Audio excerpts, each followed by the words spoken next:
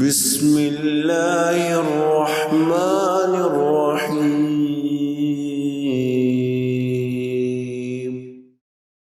جادو کی متعدد اقسام ہیں۔ امام فخر الرازی نے اپنی تفسیر میں جادو کی کئی اقسام کا ذکر کیا ہے۔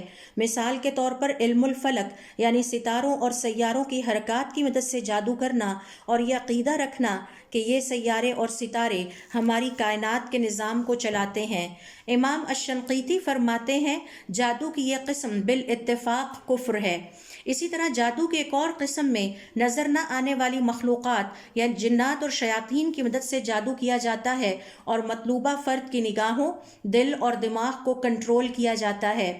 اسی طرح قوت خیال کے ذریعے سے کیا گیا جادو جس میں ہپناٹزم اور ٹیلی پیتھی یعنی قوت خیال کے ذریعے سے مطلوبہ فرد کا دماغ کنٹرول کیا جاتا ہے اور اس کا شعور اور خیال سلب کر کے مطلوبہ مقاصد حاصل کیے جاتے ہیں، یہ بھی جادو کی ایک قسم ہے۔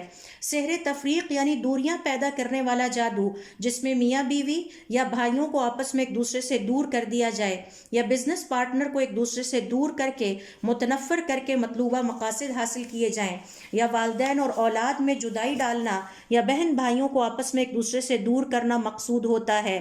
یاد رہے ایک سروے رپورٹ کے مطابق اس وقت پاکستان میں 101 قسم کے جادو رائج ہیں۔